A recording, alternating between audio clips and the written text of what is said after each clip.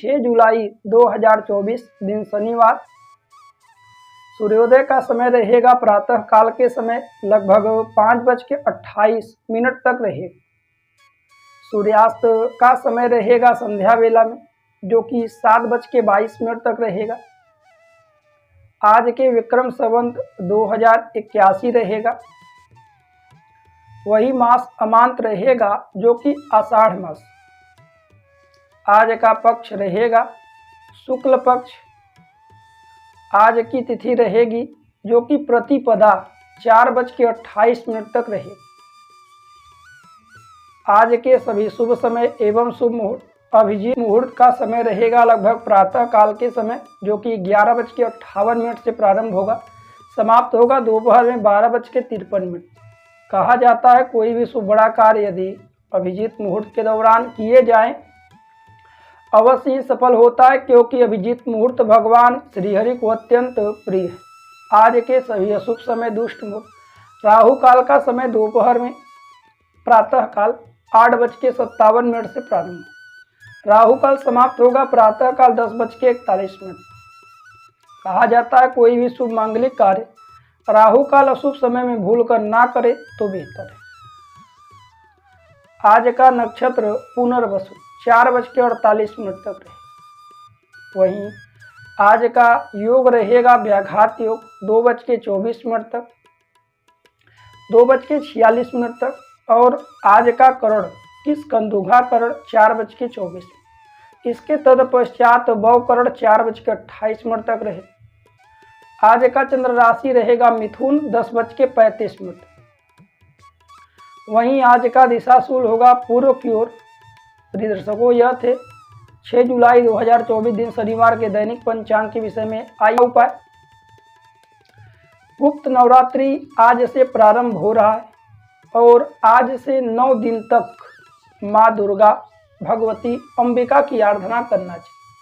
वैसे नवरात्रियां 4 होती हैं, साल में 4 नवरात्रि पड़ती है। जो 2 नवरात्रि होती है उसे गुप्त नवरात्रि कहते हैं, और 2 नवरात्रियों को हर्षोल्लास के साथ मनाया जाता है। परंतु जो 2 गुप्त नवरात्रियां होती हैं उसमें तंत्र मंत्र साधना आदि का अधिकतम लाभ होता है, क्योंकि यह संसार कर्म क्षेत्र है।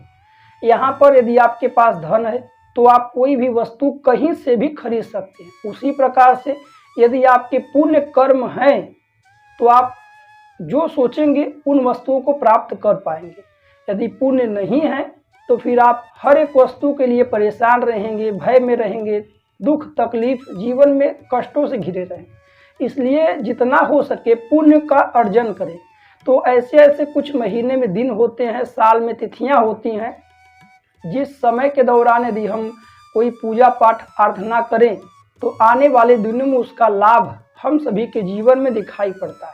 अभी पूजा की अभी उसका लाभ प्राप्त हो तो ऐसा संभव नहीं। कुछ समय बाद हर एक को हर एक कर्म का लाभ मिलता है, क्योंकि सत्कर्म कभी असत नहीं होते। जो आप कार्य करते हैं चाहे शुभ या अशुभ, दोनों का फल आपको समय पर मिलेगा।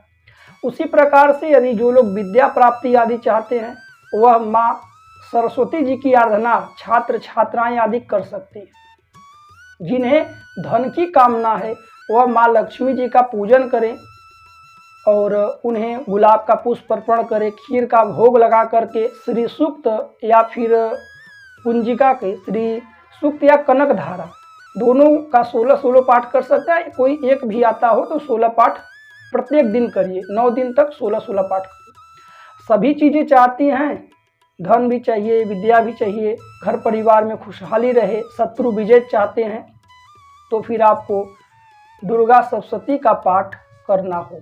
13 अध्याय का पाठ करिए नियमित रूप से, और गला कील कवच के साथ माँ की विशेष कृपा अनुकंपा प्राप्त होगी। आज नवरात्रि गुप्त नवरात्रि का प्रथम दिवस है। आसपास कहीं पर मंदिर हो, जाकर मंदिर में माथा टेकें, माँ दुर्गा की दर्शन कर लें। साथ ही साथ इस गुप्त नवरात्रि के दौरान यदि आप कोई गुरु मंत्र लिए हैं या कोई भी आप देवी देवता का पूजा पाठ करते हैं जिसके प्रति आपकी श्रद्धा हो, तो वह सारी चीज़ें इस नवरात्रि में 9 दिन तक नियम से करें।